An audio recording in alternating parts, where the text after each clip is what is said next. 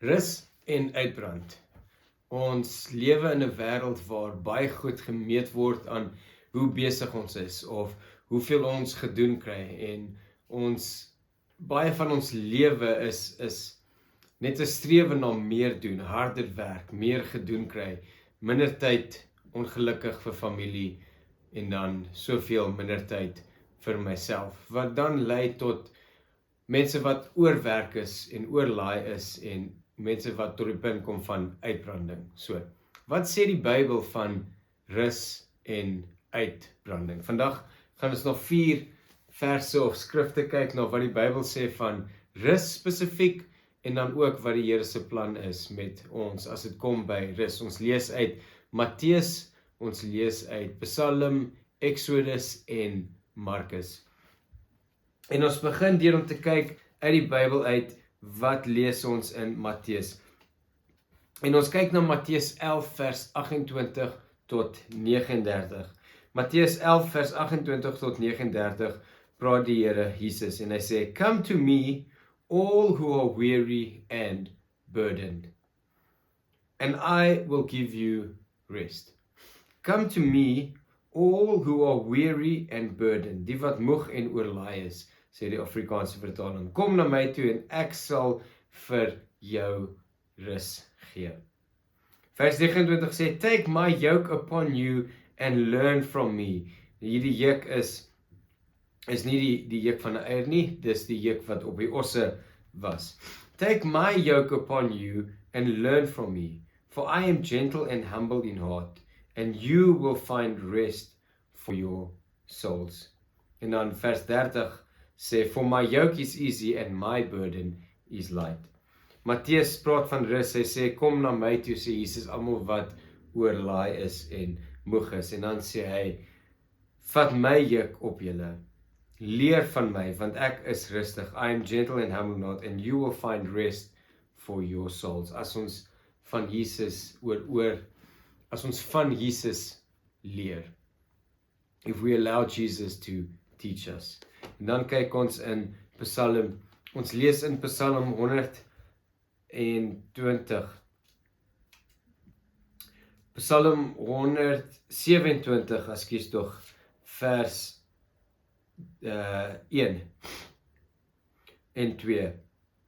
Psalm 127, vers 1 en 2. "Unless the Lord builds the house, its builders labor in vain," begin hy meer. Hy sê, "Tensy jy saam met die Here werk, is al jou werk verniet. Unless the Lord watches over the city, the watchmen stand guard in vain." En dan sê hy in vers 2, "In vain you rise early and stay up late, toiling for food to eat, for he grants sleep to those he loves." Die Here gee rus vir die wat hy liefhet. En dan kyk ons na Exodus. En ons lees in Exodus 20 vers 8 tot 10 waar die Here 'n gebod gee, waar die Here vir die mense 'n command gee, iets wat hulle moet doen. Exodus 20 vers 8 tot 10 lees ons, "Remember the Sabbath day by keeping it holy." Sabbath day is die 7de dag. En dan vers 9 sê, "6 days you shall labor and do all your work. But the 7th day is a Sabbath day to the Lord your God. On it you shall not do any work, neither you nor your son or daughter, nor your manservant or maidservant, nor your animals, nor the alien within your gates." En dan, ons het dit nie genoem nie, maar vers 11 sê, "For in 6 days the Lord made the heavens and the earth and the sea and all that is in them, but he rested on the 7th day." Baie soos wat ons in Matteus sien, waar hy sê ons moet leer van die Here. Hoe het hy gewerk? Hy het gewerk en hy het gerus. Die Here verwag dit van ons om te rus, nie vir sy onthaalwe nie, maar vir ons onthaalwe, sê Jesus. Jesus sê vir ons, "The Sabbath was made for man, not man for the Sabbath." En dan sien ons in Markus 6 vers 30 tot vers 31. Markus 6 vers 30 tot 31, waar Jesus baie wonderwerke gedoen het. En hierdie is net voor hy die 5000 kos gee. Vers 30 sê, the apostles gathered around Jesus and reported to him all they had done and taught. So hulle kom nou terug na Jesus toe en sê vir hulle alles wat hulle gedoen het. En dan vers 31, then because so many people were coming and going that they did not even have a chance to eat, Jesus said to them, come with me by yourselves to a quiet place and get some rest. Sien, die Here het geweet, hulle het hard gewerk, en hy het geweet, hulle het nie regtig kans gehad om te rus nie. So wat sê hy vir hulle? Hy sê, kom saam met my, dat julle kan eet en rus.